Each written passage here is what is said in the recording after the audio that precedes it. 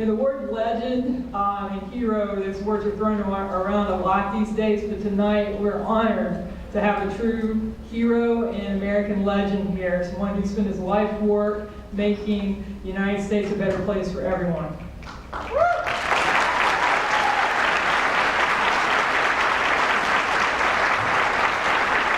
Welcome to Sam Houston State University. I'm Abby Zink, Dean of the College of Humanities and Social Sciences, and it is my extreme pleasure and honor to kick off tonight's program. The National Book Awards Festival at Sam Houston State University is a joint project of the university and the National Book Foundation that brings recent National Book Award winners and finalists to Huntsville each year for a series of literary events. Putting together an event of this magnitude literally and figuratively takes a village. I want briefly to thank the following for the contributions.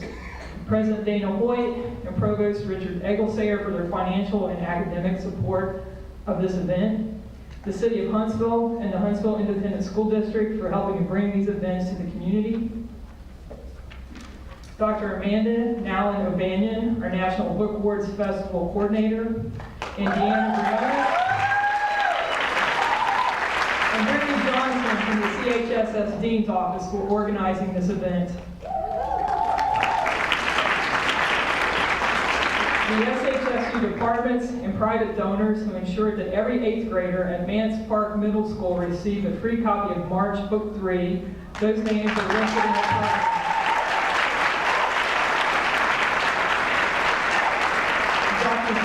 Drs. Jeff Littlejohn and Irvin Malachi, who are co-charge chairs,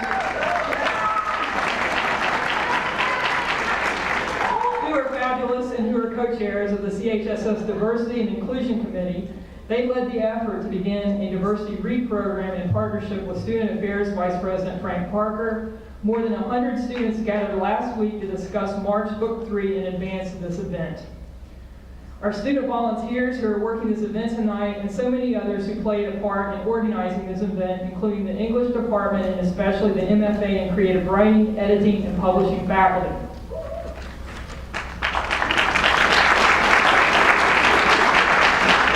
On a programming note, Book Up Bash, a community celebration of children's literacy formerly held during the National Book Awards Festival, and we've now held in September. Look for more information on that in late summer.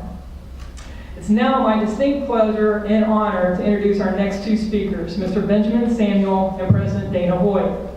Benjamin Samuel is Director of Programs at the National Book Foundation. In addition to his work as Director of Programs, Mr. Samuel is Editor-at-Large at Electric Literature and co-founder of its weekly fiction magazine, Recommended Reading.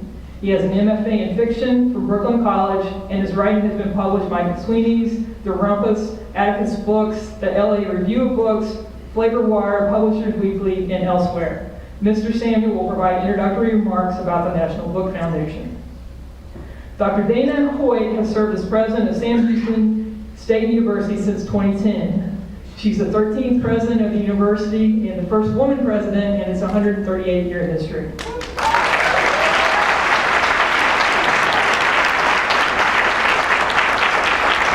Under her leadership, Sam Houston State University has experienced tremendous growth in students. We're the 14th fastest growing university in the United States. In academic programs such as the creation of the College of Health Sciences and the proposed College of Osteopathic Medicine, and in infrastructure as all the cranes around campus attest, to support our now more than 20,000 students.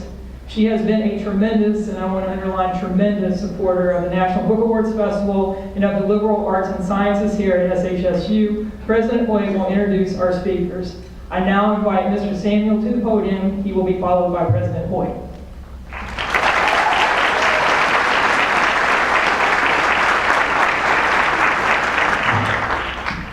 Hello, everyone. Thank you for coming out. It is such a pleasure to be here on behalf of the National Book Foundation here in Texas. I've already been offered a cup of sweet tea, and I offended people by asking for it unsweetened. I'd like to thank our partners at Sam Houston State University, particularly to Professor Amanda Nowlin O'Banion, who's integral in putting this together.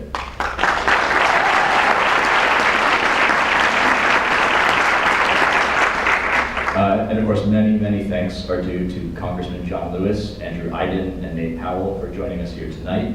March is an inspiring and essential book, and we're enormously grateful to have been able to recognize it as a winner of the 2016 National Book Award for Young People's Literature.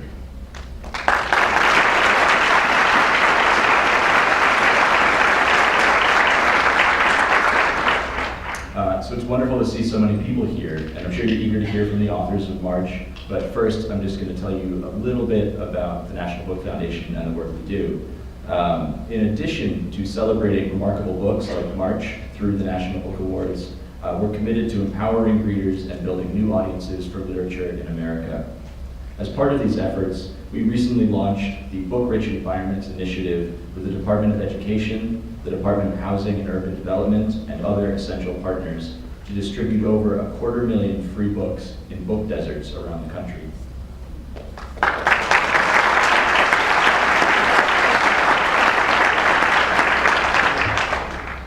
We also champion and support the important work of librarians, teachers, and other literary activists through our Innovations in Reading Prize, which will be announced this Monday. And we engage and inspire young readers through our Book Up program, which has had a home here in Texas for many years. So to learn more about our work, I hope you'll visit our website, nationalbook.org, or follow us on Twitter at nationalbook. And thank you for joining us tonight. It's now my pleasure to turn this podium over to President Dana Hoyt.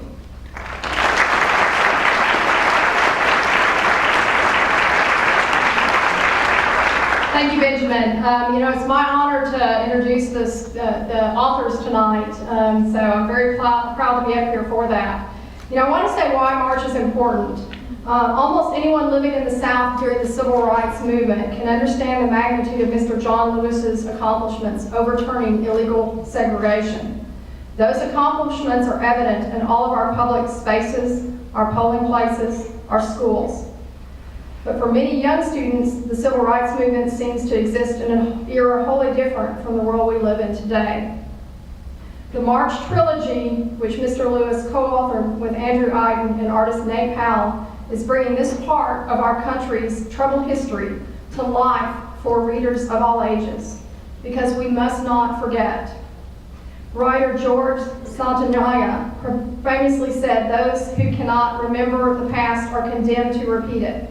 March is keeping the plight for equality at the forefront of our collective memory. So now I'm going to give you a little background on each one of these authors. Andrew Aydin went to work in Congressman John Lewis's office shortly after college. It was Aydin, an Atlanta native, who came up with the idea of creating a graphic novel series based on Lewis's life in the Civil Rights Movement. Aydin could see the impact graphic novels have on young people. He also knew that Mr. Lewis was influenced early in his life by a 1950s comic book, Martin Luther King and the Montgomery Story. Lewis and Aydin began work on the project with Powell's help, and in 2013, the first volume of March debuted.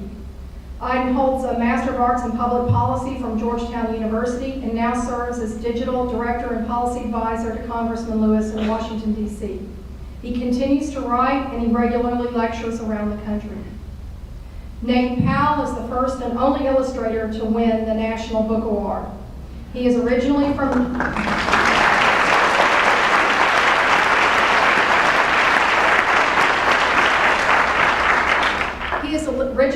Little Rock, Arkansas, but spent many of his elementary school years in Montgomery, Alabama, not far from the old Troy Highway that led to John Lewis's childhood home. Powell's first exposure to comics was watching Wonder Woman and the Incredible Hulk on TV.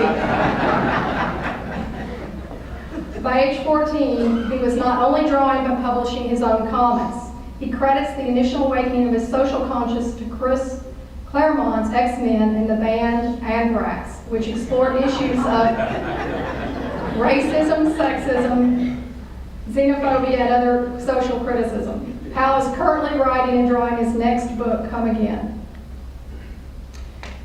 Now I'm honored to introduce Mr. John Lewis, who served for over a quarter century as the U.S. representative for Georgia's 5th District.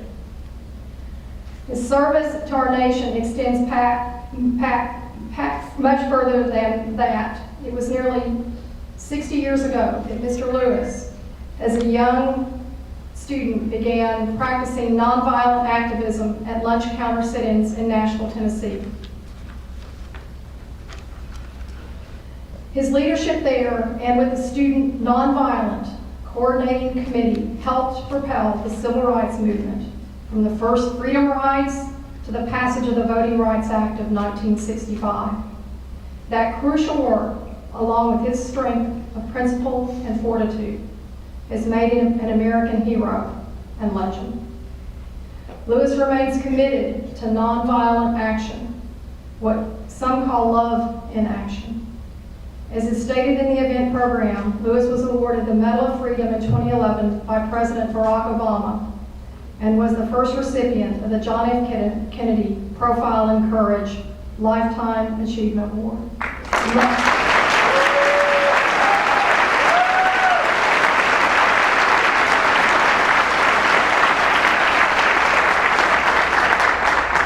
And I was going to say help me get a warm welcome, but you obviously did. Congressman John Lewis, we are honored to have you tonight.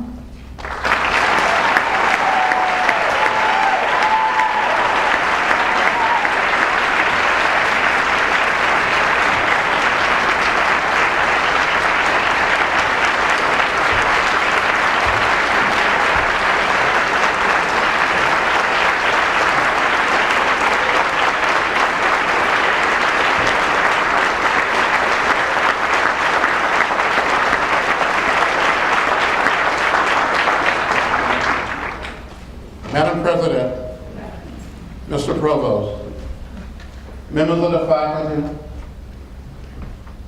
staff, members of the student body, visitors and friends, thank you so much for welcoming us here tonight. We're delighted, we're pleased to be here at this great university. Now, I didn't grow up in a big city like Huntsville, or San Antonio, or Dallas, or Houston. And I grew up in a big city like Richmond, Virginia, or Buffalo, New York, or Chicago.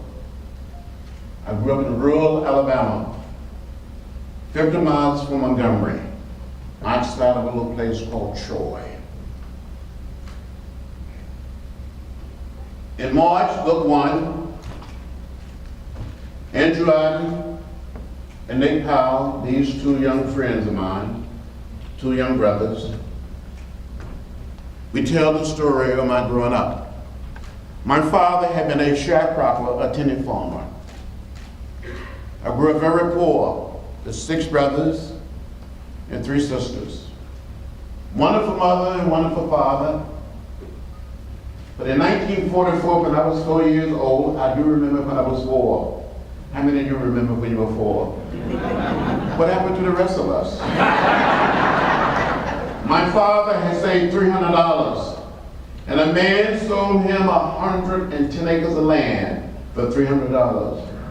My father still owns this land today. My family still owns this land today.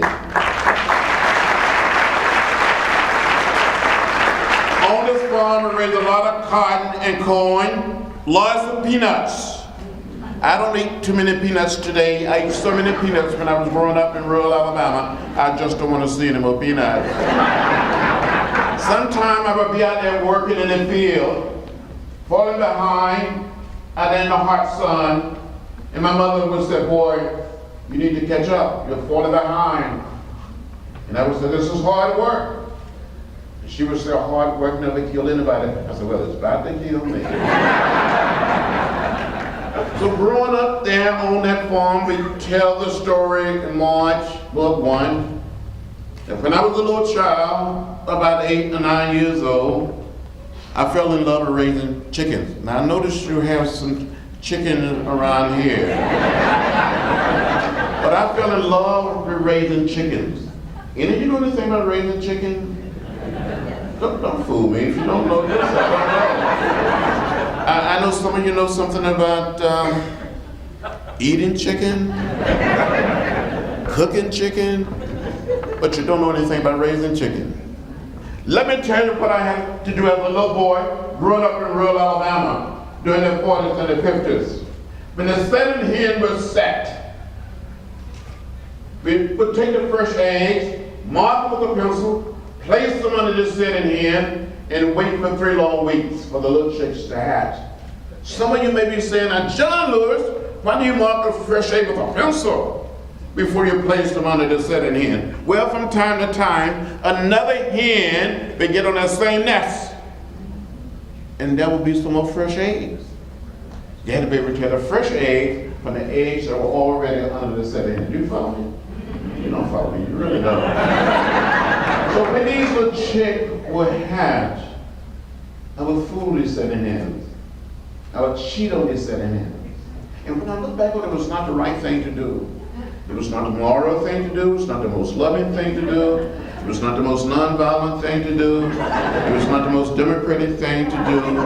But I was never quite able to save $18.98 to order the most inexpensive incubator a hatcher from the Cecil Buck store.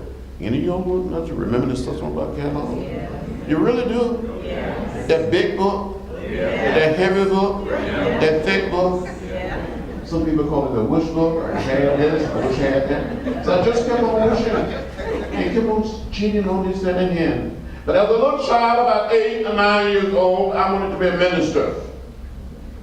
One of my uncles had Santa Claus to bring me a Bible. I learned to read the Bible. So with the help of my brothers and sisters and first cousins, we would gather all of our chickens together in the chicken yard. And my brothers and sisters and cousins lined outside but around the chicken yard. And I would start speaking or preaching to the chickens. And when I look back on it, some of these chickens would bow their heads. Some of these chickens would shake their heads. They never quite said amen. But I'm convinced that some of those chickens that I preached to in the 40s and the 50s tended to listen to me much better than some of my colleagues listen to me today in the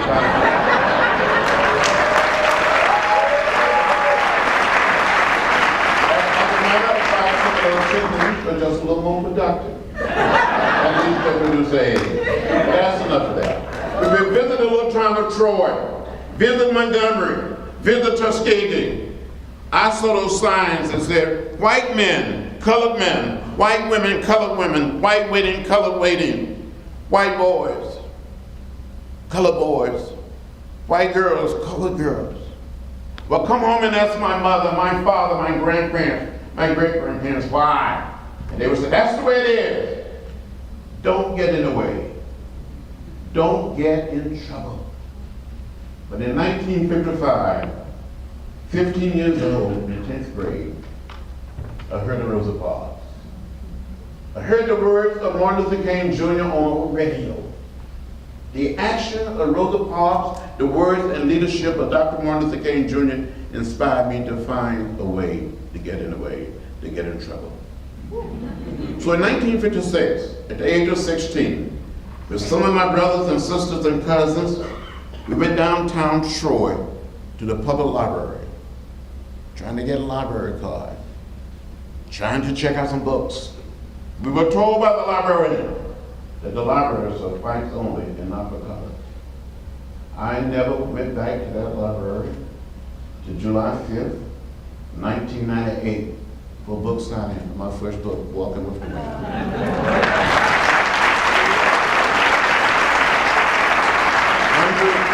Hundreds of blacks and white citizens showed up.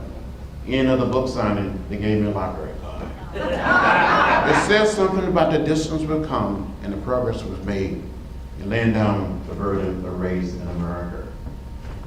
In 1957, at the age of 17, I applied to attend Troy State College, now known as Troy University. Submitted my application, my high school transcript. I never heard a word from the school. So I wrote a letter to Dr. Martin Luther King Jr. I didn't tell my mother, my father, any of my sisters or brothers, any of my teachers. I told Dr. King in that letter that I needed his help. He wrote me back and sent me a round-trip Greyhound bus ticket invited me to come to Montgomery to meet with him. In the meantime, I had applied at a local college in Nashville, Tennessee. I was accepted. Uncle mine gave me $100 bill. Gave me one of those big Foot Lockers. Those of you who may be a little older, do you know anything about the big Foot Locker, big trunks? Yeah. That you can hold them open, put them in a bag, had drawers and curtains, you can hang clothing on a rack, put something in the drawer. Well, in September 1957, with everything that I own, except those chickens, and took a Greyhound bus to Nashville, Tennessee, to go to school. And while I was there for about 3 weeks, I told one of my teachers that I've been in contact with Dr. Martin Luther King Jr. This teacher knew Dr. King. They studied together at Morehouse College in Atlanta. So he informed Dr. King that I was in Nashville. Martin Luther King Jr. got back in church and suggested when I was home for spring break to come and see him. So in March 1958, by this time I'm 18 years old, I boarded a bus to Montgomery. And a young lawyer by the name of Fred Gregg, who'd been a lawyer for Rosa Parks, for Dr. King and the Montgomery movement, became our lawyer during the Freedom Rise in 1961, and our lawyer during the march from Selma to Montgomery in 1965. Met me at the Greyhound bus station, drove me to the First Baptist Church in downtown Montgomery, and ushered me into the pastor's study of the office of the church. I saw Martin Luther King Jr. and the Reverend Ralph Abernathy standing behind a desk. And Dr. King said, "Are you John Lewis? Are you the boy from Troy?" And I said, "Dr. King, I am John Robert Lewis." He gave my whole name, but he still called me the boy from Troy. He said, "If you really want to go to Troy State, we will support you. We may have to sue the state of Alabama. We may have to sue Troy State, but you may have our support." He said, "Your family could lose their land, your home could be burned or bombed, but we will support you." I went back and had a discussion with my mother and my father, and they didn't want to have anything to do with my attempt to enter Troy State College. I continued to study in Nashville. And it was in Nashville, under the leadership of a young minister by the name of James Lawson, that we studied the philosophy and the discipline of nonviolence. Every Tuesday night, a small group of students from Vanderbilt University, Peabody College, Tennessee State, O'Hara Medical School, and American Baptist, FIST, would study and study. And then we had what we call role playing or social drama. And then we start sitting in. Be sitting there in an orderly, peaceful, non-violent fashion, and someone would come up and spit on us, or put a lighted cigarette out in our hair or down our backs, pull us off to lunch down the stool. And we were told, we were warned, if we continue to sit in, we would be arrested and taken to jail the next time. Now I thought about it. Never been arrested, never seen the inside of a jail. But if I were going to be arrested and go to jail for the first time, I wanted to look fresh. I wanted to look clean.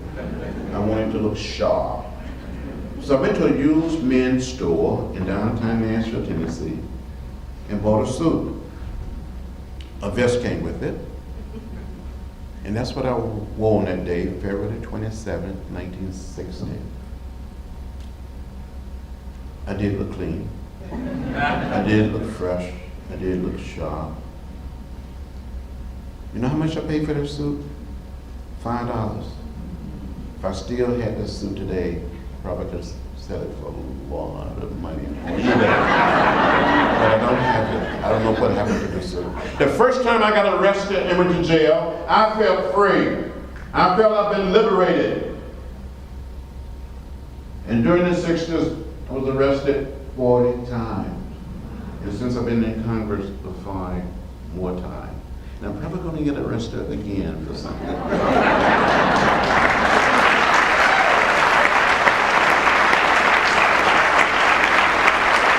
My philosophy is very simple, and I hope it's coming through in March, book 1, book 2, and book 3, that when you see something that is not right, not fair, not just, you have a moral obligation, a mission, and a mandate to say something, to do something, to speak up and speak out and get in the way.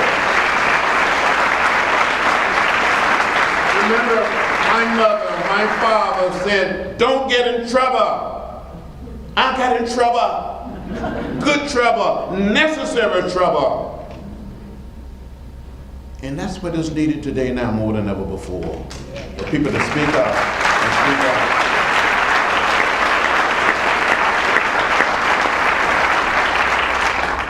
Look, my first trip to Washington, D.C. was in 1961. 21 years old, had all of my hair, and a few pounds lighter, to go on something called the Freedom Ride. Just think, in 1961, the same year that President Barack Obama was born, the same year, black people and white people could be seated together on a Greyhound bus or a Trailway bus, leaving the nation's capital, to travel to Virginia, North Carolina, South Carolina, Georgia, Alabama, Mississippi. We were on our way to New Orleans to test a decision of the United States Supreme Court. I remember the night before we left, as a group, we went to a little Chinese restaurant on Capitol Hill. Growing up in rural Alabama, tennis school in Nashville, I never had Chinese food before, never been to a Chinese restaurant. But during that meal that night, someone said to us, you should eat well, because this may be like the last of them. We arrived in a little town in South Carolina, Rock Hill, South Carolina. My seatmate was a young white gentleman. The two of us got off the Greyhound bus and tried to enter a so-called white green room. We were attacked by members of the Klan. We were left lying in a pool of blood. Many years later, to be exact, in February of '09, one of the guys beat us. Came to my office in Washington. He was in his 70s with his son in his 40s. He said, Mr. Lewis, I'm one of the members of the Klan who beat you and your seatmate. Will you forgive me? Will you accept my apology? His son started crying, he started crying. I said, yes, I forgive you, I accept your apology. They hugged me, I hugged them back, and the three of us cried together. It is the power of the way of peace, the way of love, the power of the philosophy and the discipline of nonviolence. Martin Luther King Jr. spoke a great deal about redeeming the soul of America, about building the beloved community, about laying down the burden of hate, division, and separation, and creating a community at peace with itself. It is our hope, it is our prayer, that March will inspire another generation of young people and people not so young to stand up, to speak up, and speak out, and get in good trouble, necessary trouble, get in the way. I know that people all across America today are saying nothing has changed. But I said, come and walk in my shoes. I will show you change. The signs that I saw when I was growing up in Alabama, when I went to school in Nashville, when I moved to Georgia, the only places our children and their children will see those signs today will be in a book, in a museum, on a video. We're coming distance. We made a lot of progress, but we still have a distance to go. There's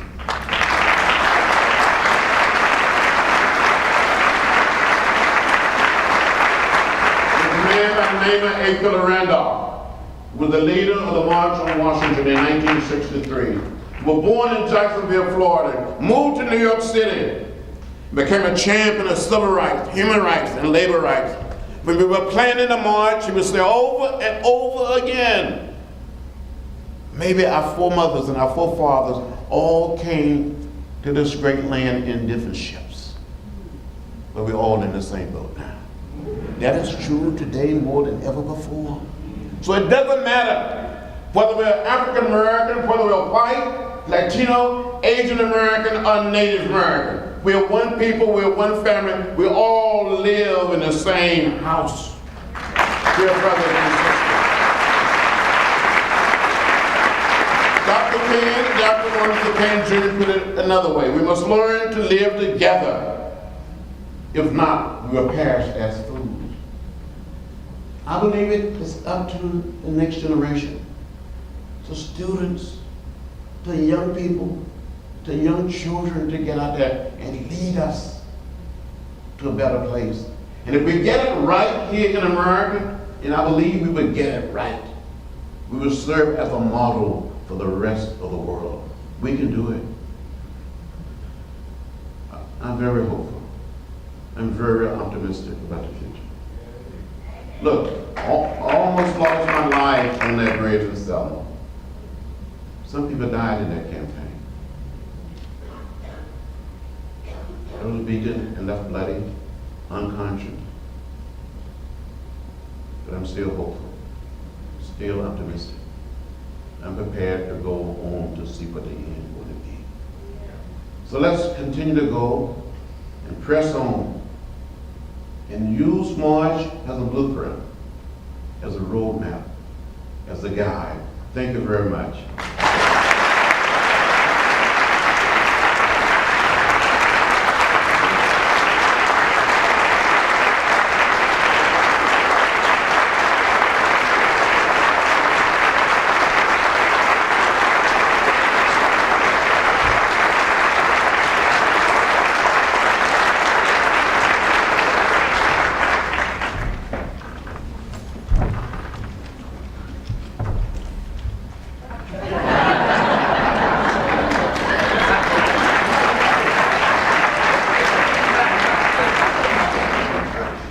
How do you follow that? First, it's an honor to be here. I've always wanted to come to Sam Houston. I didn't know I'd have to win a National Book Award to do it. That's not the easiest thing in the world. You know, there's actually only 2 members of Congress who've ever been honored by the National Book Foundation. One was Senator John F. Kennedy in 1956, is that right? Who was a finalist. And John Lewis is the first member of Congress actually to ever win the National Book Award.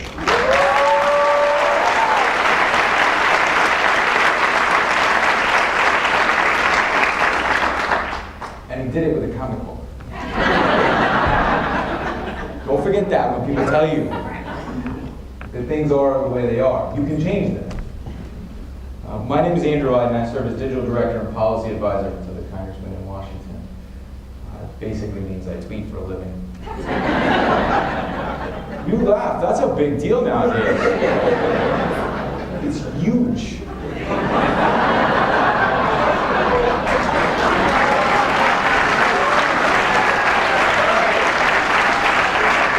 I'm from the South, I can't even like fake the accent. I tried. So how did we get here? It all started in 2008. I had actually started in the Congressman's office answering his mail about 10 years ago, which essentially is answering a lot of Dear John letters. And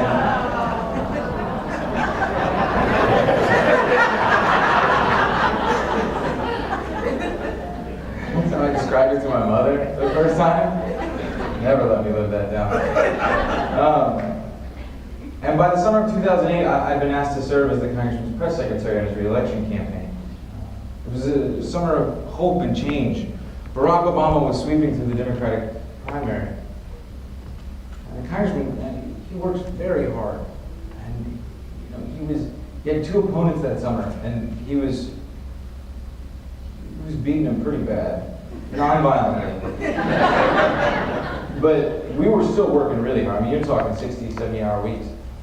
And it was coming down to the end of the campaign, so we started talking about what we were going to do when the campaign was over. And some folks said they were going to go to the beach. Some folks said they were going to go see their parents. I said I was going to a comic book convention. That's Dragon Con, if you've ever heard of it. But much like you all here, I got laughed at. Except there was a deep voice that said, don't laugh. There was a comic book during the movement, and it was very influential.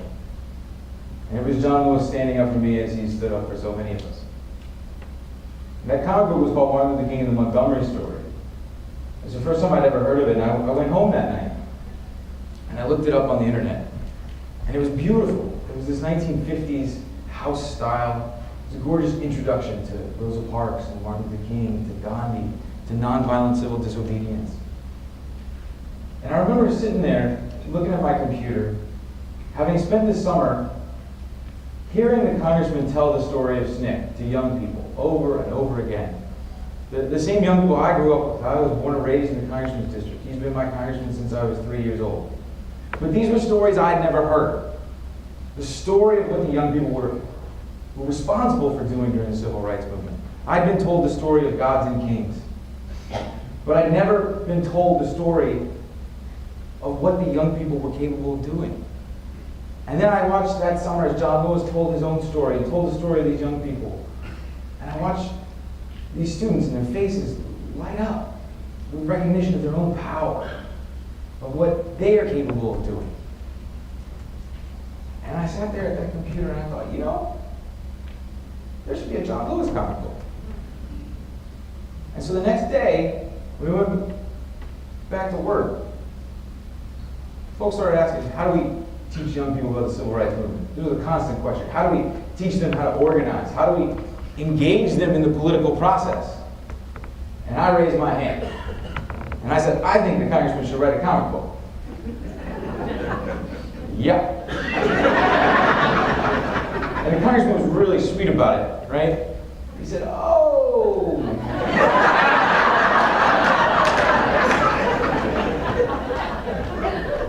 Maybe. If you ever get a chance to work in politics, you will very quickly find that maybe is a nice way of saying no. But I couldn't give up on this idea. Here, I've been a comics fan since I was a little kid. I was raised by a single mother. My father was a Muslim immigrant. Yeah. Yeah. But I was raised by a single mom who I mean, look, we know single moms get the short end of the stick, right? You get raised by a single mom, you spend most of your childhood asking why. Why they do that to you, Mom? Why can't you do that? Why is it that way? And it makes you angry. And my response to that, my mother always encouraged me to read. And being a little maladjusted, I started reading comic books instead. And I loved them because they were the stories of heroes. Heroes who wanted to do the right thing because it was the right thing to do. Granted, it was all too often stories of white men in spandex. But to me, that was the closest thing I could get. That's what was available, and I loved them. And just like Nate developed his social consciousness with Chris Claremont's X-Men, my first comic book was Uncanny X-Men 317 with the lenticular cover, the Phalanx Covenant storyline. Anyway, comic fans know that one. And so I kept bugging everybody. It just seemed self-evident to me. Whenever the question would come up and people would say, how do we reach young people? Here, Barack Obama had used social media. How do we engage more young people? Well, Congressman, I really think you need to think about this comic book. Okay. But I wouldn't give up until finally one day the congressman turned to me after I asked one more time. And he said, okay, I'll do it. But only if you write it with me. And that moment changed my life forever. Now, how do you get from there to here? You know, sometimes looking back on it, I don't quite understand it. I went back to the congressman's office, worked full-time there. I decided to go back to grad school at night. Any of y'all been to grad school at night? Yeah. And we started working on these comic books. There's a lot of late nights, with long weekends. I called the congressman, I'd interview him. Sometimes I'd fall asleep on the phone. Sometimes he'd fall asleep on the phone. You just hear this little snore on the other end of the line. You don't actually snore, but we worked. And if I'm totally honest, most of the publishers I approached with said, no, that's a crazy idea. And it took us 2 years to get a publishing contract, to get a script put together, to find a home, and ultimately to get to work with Nate. And we didn't know if it was going to work. Not until just before book one came out. And I got a phone call from a reporter at a conservative newspaper. And he said, look, man, I'm really excited. I got your book, I read it, and I loved it. And I just wanted you to know, I don't usually do this, but I liked it so much I gave it to my 9-year-old son. And I wanted you to know that he read it, and he went and he put on his Sunday suit, and now he's marching around my house demanding the Powell.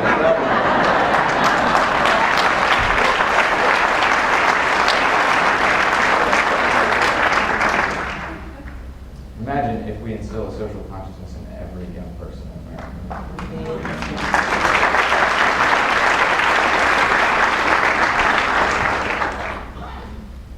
The only way we're going to do that is actually through a comic book. I know that might not be the first thing that comes to mind for many of you. But if you understand this generation, you understand that they're digital natives. They grew up on the internet. The internet is essentially sequential storytelling, visual sequential narrative. What is a meme or a tweet but words and pictures put together to tell a story? And so if we're going to reach this generation, if we're going to reach them in a way that burrows deep into their heart and makes this something they're willing to fight for, we're going to have to use their language to do it.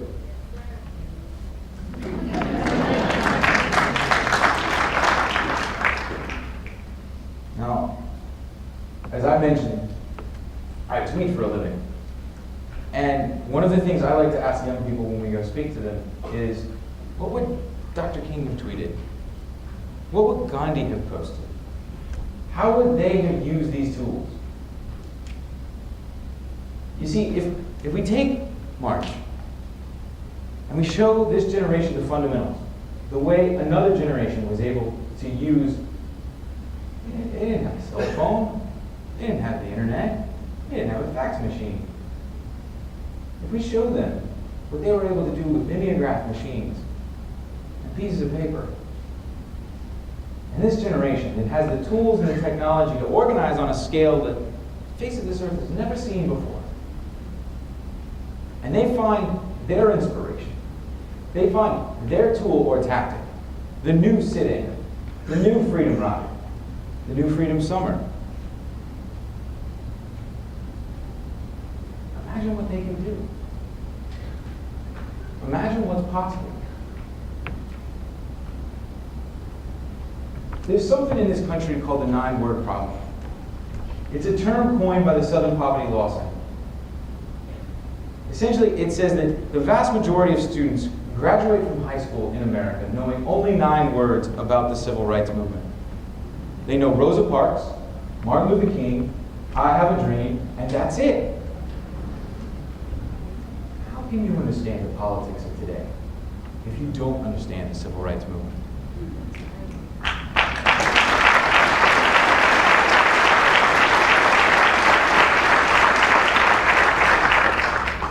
But March is changing that. We've got it in schools in all 50 states. We're working on some of the largest school systems in the country. New York City has already adopted, San Francisco Unified, Atlanta Public Schools, Nashville Public Schools. The list goes on. But we have to keep pushing. We have to make sure that it is in every school in America, that every young person reads it. It's the only way we can fight back. And in particular, we spend a lot of our time coming to colleges because college students are the most free. I don't think it's a coincidence that the Greensboro Four are freshmen in college. And so when we have universities like Michigan State or Marquette, Georgia State, University of Utah, University of Illinois, University of Maryland, all these schools, they use it as their first year reading text. So we go, we speak to the kids, we do workshops, we talk to them. Because somewhere along the line, there will be a new Azelle Blair or Joseph McNeil. Those are two of the Greensboro Four. There will be a new moment of inspiration that comes where they use the technology and they use the fundamentals and the lessons of the civil rights movement to find that moment that puts pressure on our government, on our elected officials, to bring about change. Now, where do I think they should start? I think they should start with student loans.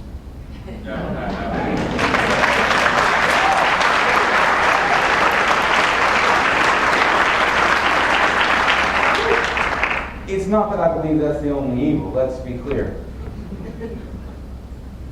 But as the congressman once said to Thurgood Marshall, I'm interested in starting a revolution, not winning a single battle. If we can lift the burden of debt, then we can create an activist generation. You can't graduate from college with $100,000 in debt and go take a job making $25,000 a year working as a field organizer. It just doesn't work. I'll put it to you another way. When John Lewis got married in December of 1968, the wedding announcement read, Lillian Miles to wed unemployed political activist John Lewis. People who are ahead of their time pay a price. And we have to lift the burden of debt so that another generation is free to pay that price for us. I'll tell you one more story.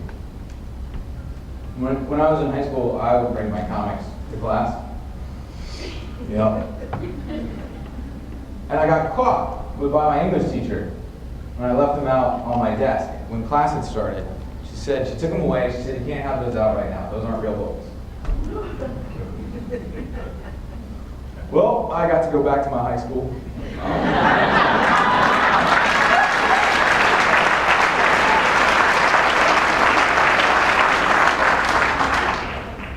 And I got to have a wonderful conversation with that same teacher about her experiences teaching our graphic novels in that class.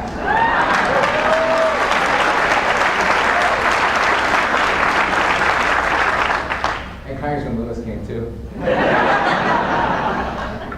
I don't tell that story as any form of comeuppance to the teacher. She's doing the Lord's work. Being a teacher is hard. Yes. And frankly, she was expressing the prevailing wisdom of the time. She wasn't the only one who thought that. But I tell that story as an example of the power of an idea whose time has come. And I offer it as an example of the brief period in which change is possible. So as Dr. Martin Luther King Jr. once said, there is no sound more powerful than the marching feet of a determined people. I ask you all, join us. March. Thank you.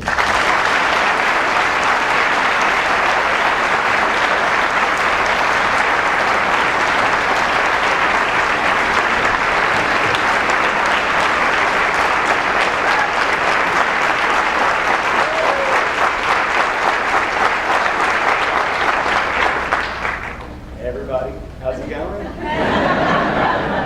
Wait, can y'all hear me? All right, sounds good. Okay, there we go. So, I'm Nate. I'm the artist on March. Thank you very much for having me.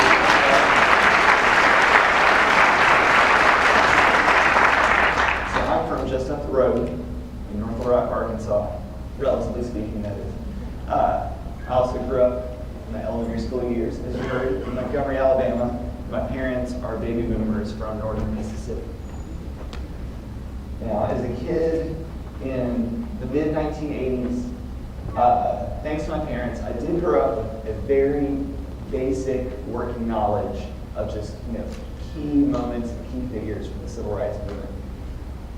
And that was something that I really did take for granted all the way well into adulthood. That was just sort of a default part of a kid's education growing up in America.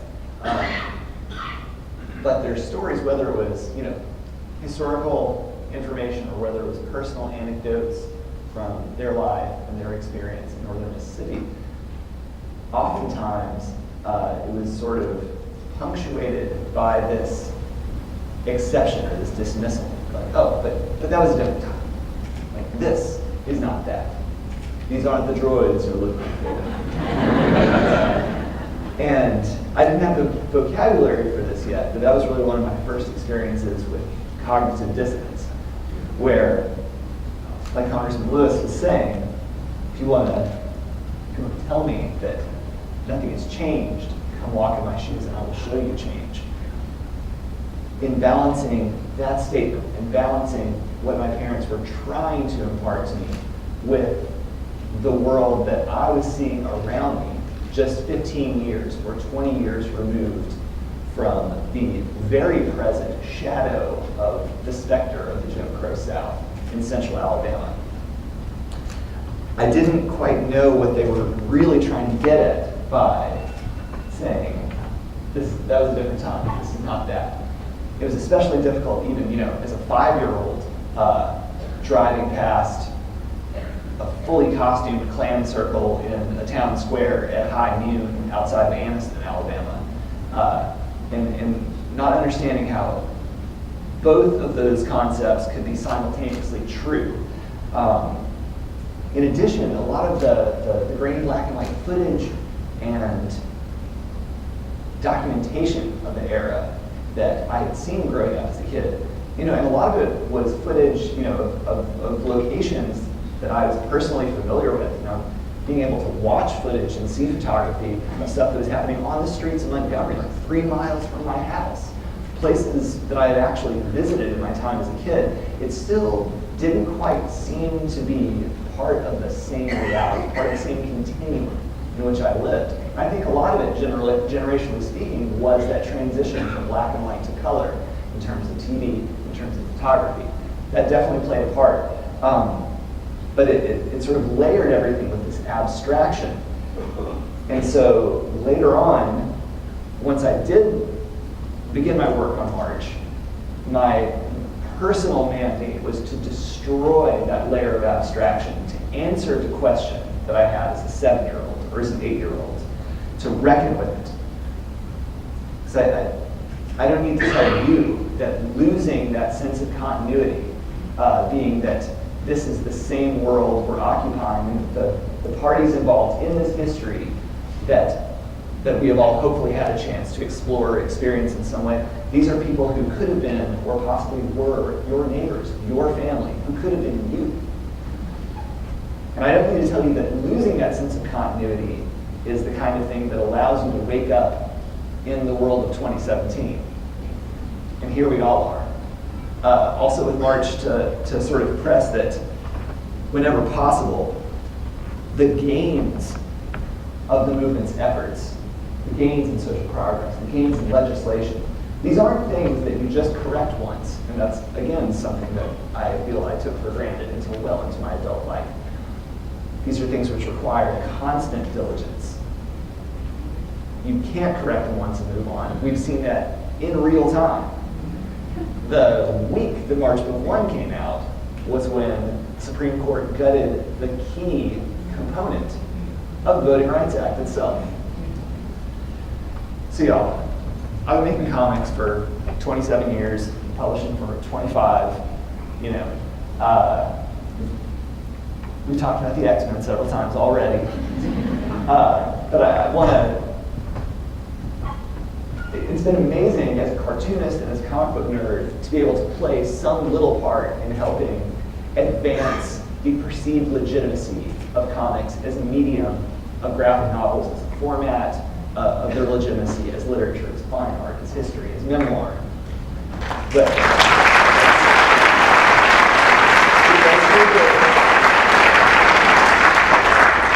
But I definitely want to take one more second to stick up for comics themselves, because I feel like a lot of that argument has to do with being like, oh, guess what?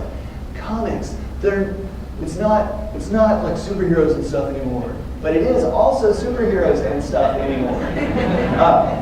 So, my life not only was my life changed, my eyes were opened thanks to X-Men, and thanks to Daredevil, and thanks to a number of other mainstream superhero comics.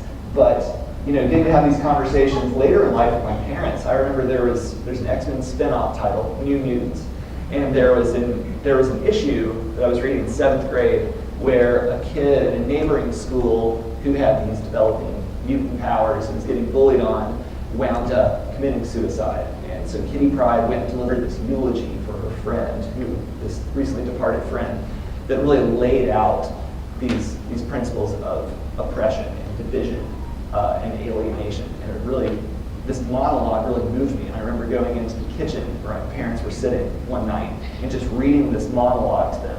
And then in a very dramatic 7th grade way, I'm sure I stormed back off. Slayer or whatever.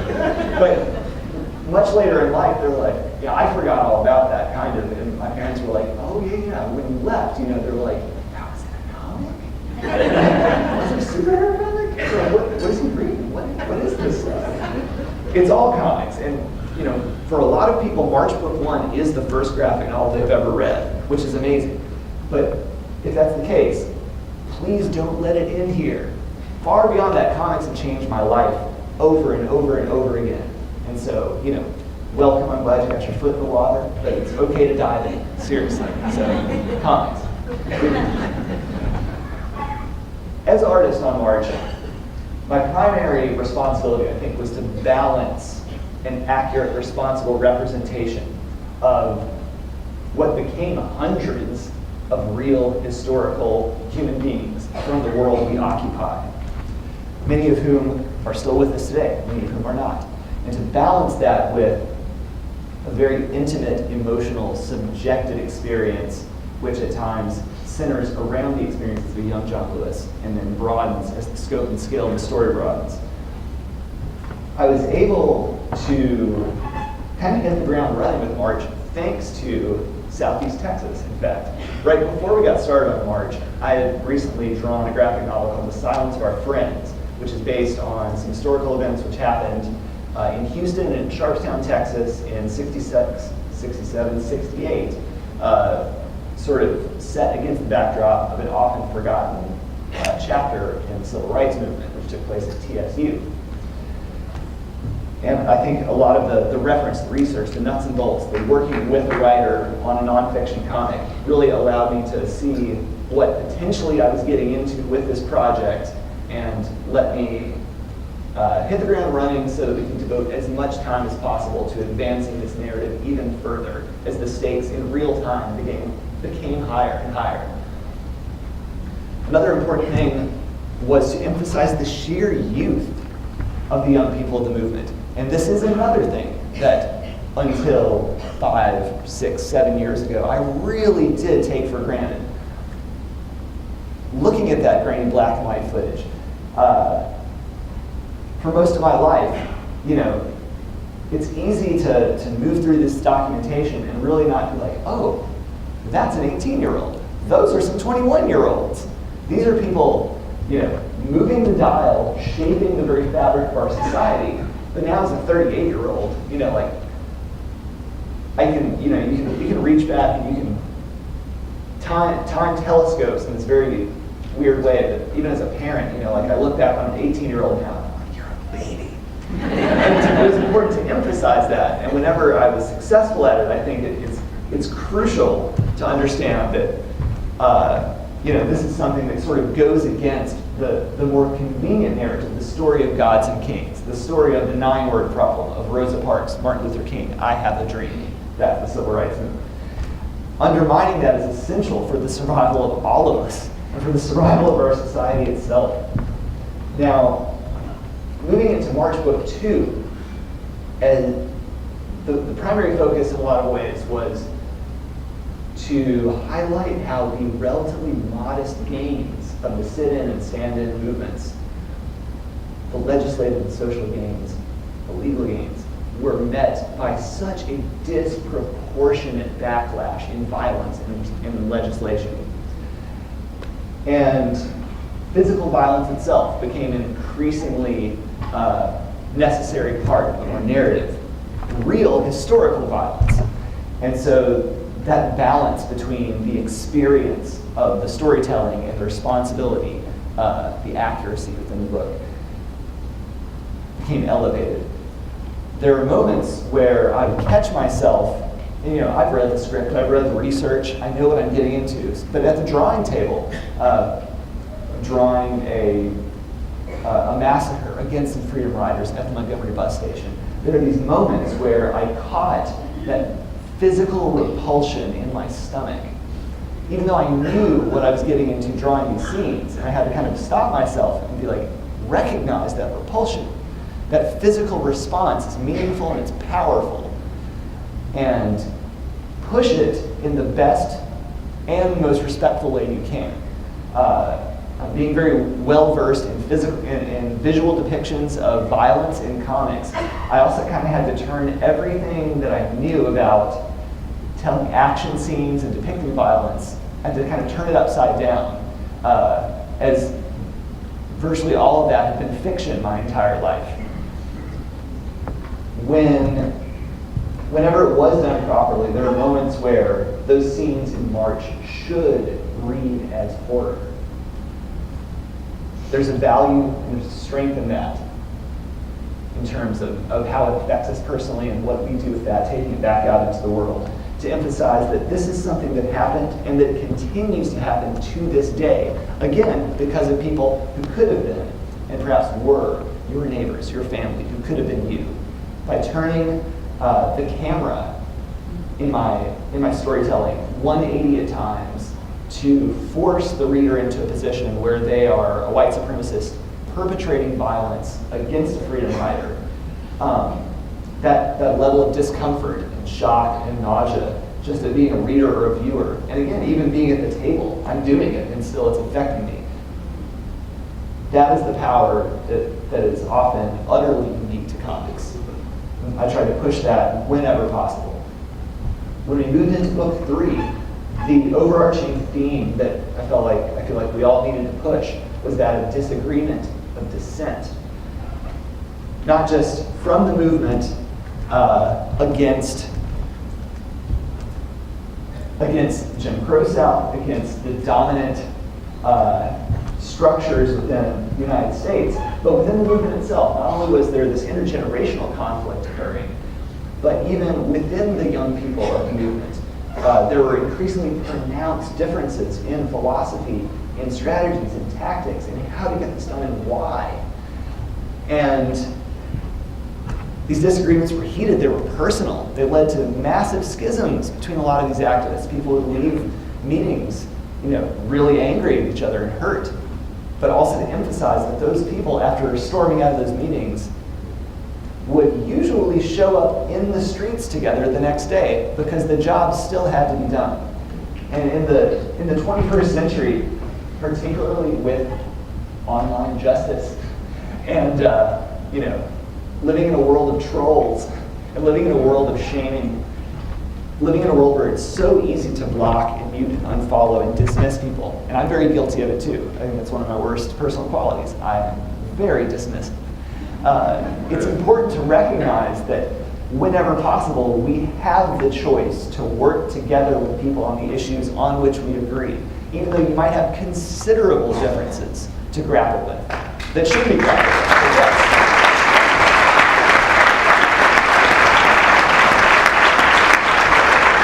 And so in that, when we're trying to wrap up what I'll just call the story within the March trilogy, one of the biggest questions was, where do we end the narrative arc? This isn't a clean victory. It's not a clean end. Again, you don't need me to tell you that. Look around, it's 2017. To emphasize that, as Congressman Lewis says, it's not a struggle of a day, a week, a month, or a year, it's a struggle of a lifetime, many lifetimes.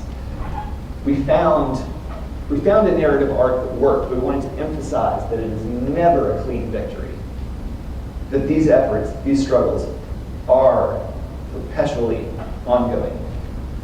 And if this is a roadmap to change, what is the distance traveled? Being able to finally answer that question. Really, that was at the core of my question as a 7-year-old or whatever. What do my parents mean when they're trying to talk about the distance traveled? Being able to answer that is such a good start. Now, I almost immediately identified with John Lewis as a 6-year-old. We did grow up as 6-year-olds, though a generation apart and in a very different context. We grew up very close to each other geographically, but specifically it's the gravity, the intensity through which he viewed the world around him.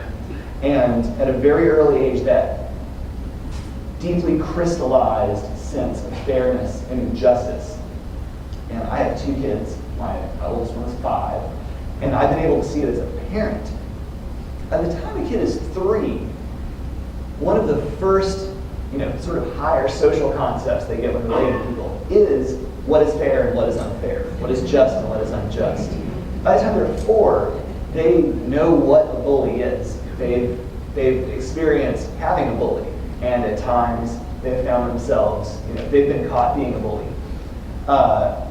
And in real time, while working on March, I started reading March Book 1 in increments with my daughter at 4 and at 5 at her request.